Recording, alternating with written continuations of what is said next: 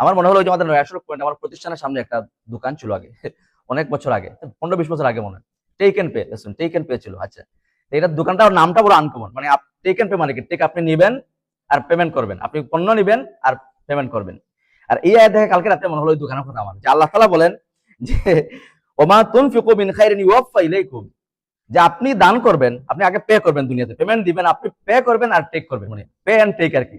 আপনি দুনিয়া থাকতে আল্লাহকে দিবেন, আর আল্লাহর বলবেন কিয়ামত দিন বলবেন তোমাকে, তখন আমি তোমাকে আমি, তুমি দুনিয়া পে করবে, আমি তোমাকে টেক করবো, তোমাকে বিনিময়ে দিয়ে দিব। সুবহানাল্লাহ। আয়াতের বিষয় হলো আপনি কাকে দান করবেন। দানের প্রচুর খাত রয়েছে, মসজিদে, মাদ্রাসায়, গরিব মানুষ, অসহায়, অসংখ্য খাত রয়েছে। সাধারণ দানের কথা বলছি। একটা দানের খাত আল্লাহ তাআলা এই আয়াতের মধ্যে বলেন, এর মধ্যে বেশি সওয়াব, বেশি সওয়াব।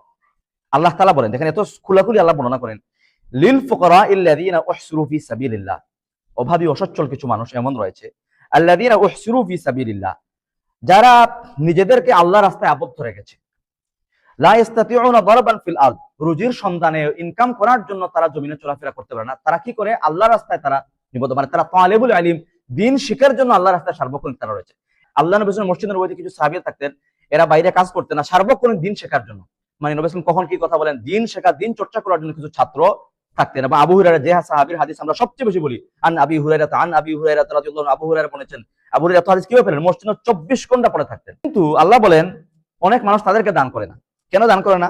ইয়াহসাবুহুমুল জাহিলু আগনিয়া মিনাত তাআফ, আল্লাহ বলেন মানুষরা মনে করে, তাদের সম্পর্কে যারা জানে না, তারা মনে করে এরা তো ধনী মানুষ, মসজিদে নববীতে আছে বা মাদ্রাসা, সাধারণত আমরা যারা মনে করি মাদ্রাসা ছাত্ররা আছে, অনেকে আলহামদুলিল্লাহ মাদ্রাসা দান করেন, ছাত্রদেরকে হেল্প করেন, সহযোগিতা করেন, কিন্তু অনেকে মনে করে না এখানে দান করে কি লাভ, তারা তো ভালোই আছে, ভালো খাওয়া দাওয়া করছে। আরিফুহুম বিসিমাহুম, তাদেরকে আপনি চিনবেন তাদেরকে দেখে, বাহ্যিক দেখে চিনতে পারবেন না, খবর নিলে, খোঁজ নিলে, তাদের আভ্যন্তরীণ অবস্থা জানলে আপনি তাদেরকে চিনতে পারবেন।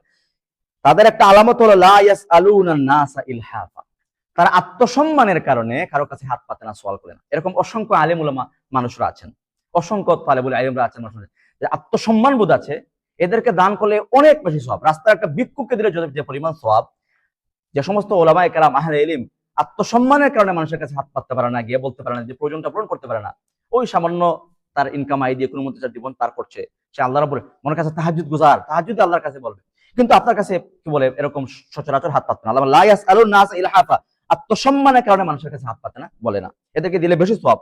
ওমা তুনফিকু মিন খাইরিন ফাইন্নাল্লাহা বিহি আলিম, আল্লাহ বলেন তোমরা যা খরচ করো এই সম্পর্কে আল্লাহ তাআলা সবচেয়ে বেশি ভালো জানেন, আল্লাহর বেশি সবচেয়ে আলিম। তাহলে আপনি কোন খাতে খরচ করছেন, কাকে দিচ্ছেন, এই সম্পর্কে আমরা যতটুকু না খবর রাখি, হিসাব নেই, তার চেয়ে বেশি জানেন কে? আল্লাহ তাআলা। এই জন্য দান করবেন, আল্লাহ রাব্বুল আলামিন সবচেয়ে বেশি অবগত, এগুলো বিনিময়ে আল্লাহ তাআলা আপনাকে পরিপূর্ণ দান করবেন।